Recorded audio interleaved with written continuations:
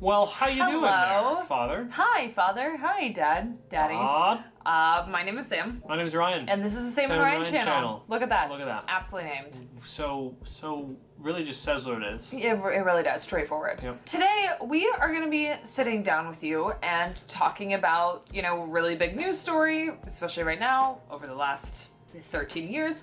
We're going to be talking about Britney Spears and the conservatorship that she is rightly trying to get out of right now. Anytime that we do, commentaries about like current events or whatever, we try to like do our due diligence of being as balanced as possible, and sometimes being balanced is also like making sure to really underscore any sort of biases that we carry going into the videos. So just to be perfectly clear, like we both are very much on Britney Spears' side here. 1000%. So that's definitely going to sort of color the way that we're talking about this. Yeah. But the broader issue of like what a conservatorship is and how murky these waters are for her and for people in these conservatorships, when we're not talking about like elderly people with like dementia or whatever, we actually, I don't know, I learned a ton researching for this video, and I did too. All of the stuff that I learned is kind of scary. Yeah. So to start off, you might be wondering, what is a conservatorship? I'm gonna read a fat definition for you. Ready? Okay. Under U.S. law, conservatorship is the appointment of a guardian or a protector by a judge to manage the financial affairs and/or daily life of another person due to old age or physical or mental limitations. Sam found an article from The Insider that had some good stuff. This is a direct quote from them. It's also known as legal guardianship. It's granted to those who are incapable of making decisions, such as people with mental disabilities and those with dementia. They went on to say that law experts have said a conservatorship was unusual for someone as young and productive as Britney Spears. And I just think in that quote right there, productive is the key word, because Britney Spears has still been doing shows and still been like working this entire time, and so the argument of being under conservatorship is that you're like not mentally fit enough to like handle your finances or personal affairs, but yet if she she's is fit enough to be doing tours, and it's kind of like that, something doesn't check out here. And so like the thing that we just kept bumping on was like the definition of terms is important here. Like there's a big difference between being mentally unwell and mentally unfit. Yeah. Already it's just like so sketchy, and we've barely even scratched the surface. So Britney was originally placed into this conservatorship in 2008 after a string of pretty public mental health crises. So yeah, her dad, Jamie Spears, he became her ward. That's kind of there's the conservatee and then the ward. The ward is like the guardian. And he became in charge of, and this is the legal language, her person and her affairs. And I just think that language is so scary and nefarious. She's been under this conservatorship for 13 years now. And like we said, like, yes, she did have a mental health crisis, and like a couple kind of in the same year. So went to rehab. So maybe there was a place for this conservatorship, like while she was at rehab. You know what I mean? But like it's lasted 13 years. Like it's not, and also like the depths of the conservatorship we'll get into later, like in my opinion, never had a place, especially in her life. But like that's kind of where I'm at, is like, I think some sort of intervention was necessary here for what she was going through. But like you have a lot of options, like where you have, access and control over limited aspects of someone's life, but like you, like literally the court dispossessed Britney Spears of her person, and her person is now under the control of someone else. I mean, that just wild. That seems like very intense and very permanent for what was at the time like a 26-year-old. I don't know. It seems like a conservatorship was a very extreme thing for the circumstances, and from before, for the fact that she is still like a productive, young, sentient, never stopped working person, just was going through something at the time.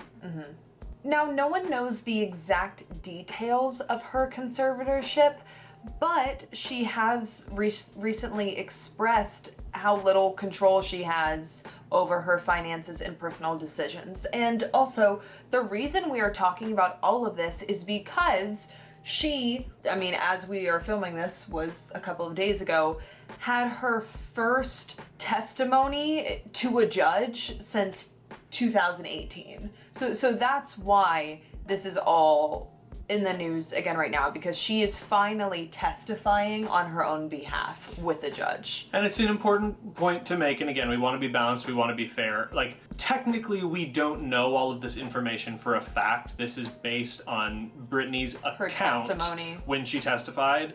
We believe her. Yeah. I mean, I listened to that and I was like, I believe every word. I believe every word. Just in the interest of being fair, like, I mean, maybe I'm talking out of turn, I don't know this, I don't think we have, like, actually documented proof of some of these things. Some of these are word of mouth accounts, but we do have like documented proof of her schedule, the fact that she was a productive, like contributing member to the economy, working. We have documented proof of her being prescribed lithium for no reason. You know what I mean? Like there is definitely like, yeah, all that to say, we believe her. Yeah. It's so clear from the evidence, but also from her account, just that she had no control over her life. And I think we should say, like, has no control. Yeah, still. And yeah, so like here's some examples that she talked about of like how this lack of control manifests. She's forced to take medication. Yeah. She's forced to rehearse. She's forced to perform. She's forced to attend meetings.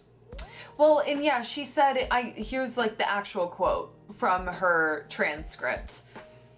She said, "If I didn't do any of my meetings and work from 8 to 6 at night, which is 10 hours a day, 7 days a week, no days off, I wouldn't be able to see my kids or my boyfriend." The fact that someone had control over her life to the point that like you don't get to see your kids or your boyfriend unless you do these things, like, sounds like very like manipulative and abusive, but it's also like legally binding. It's legally true that her ward, in this case her father, actually had the legal authority to keep her from things unless she did what he said. That made us spiral into doing all of this research about like, okay, so like what actually happens if Britney disobeys the conservatorship, and also like how do conservatorships end? We found this. Conservatorships usually actually can't be ended either by the conservatee or the ward, so either by like, you know, the guardian or the, you know, prisoner.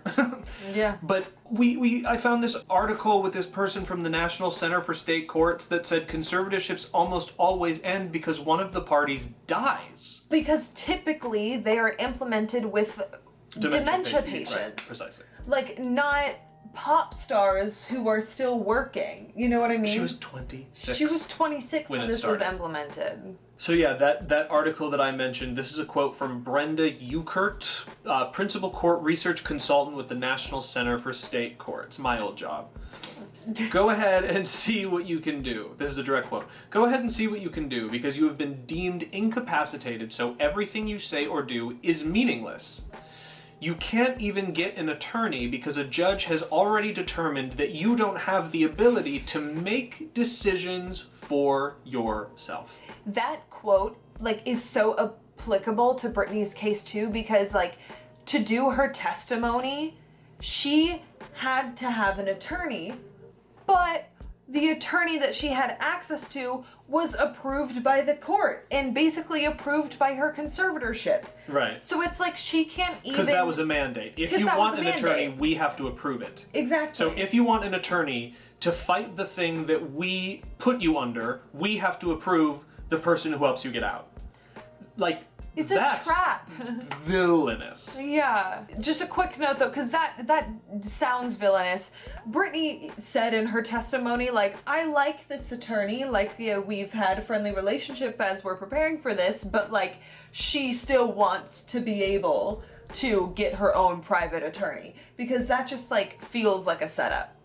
We were like really curious about like what happens if Britney or if anyone were to just like blatantly disobey the conservatorship, and ironically we couldn't find anything. There's a lot of information, and I mean a lot of information about cases of guardians abusing the conservatorship, but not conservatees abusing the conservatorship, because usually they can't even get far enough to abuse it because they have so little control over their life. But I was just thinking, like, okay, so if Britney's dad is like, rehearsal, you can't see your kids, and she's just like, I'm seeing my children, like, what happened? Like, does she go to jail? Does she get fined? Like, does she lose custody of her kids? Does she even have custody of her kids right now? I don't like, or does the so. ward have custody? Is that why she needs to get approval? Could she lose custody permanently if she disobeyed? I'm pretty sure she's kind of stripped of, like, all of her choices, humanity, money, everything. So, like, we don't really know how deep that this goes,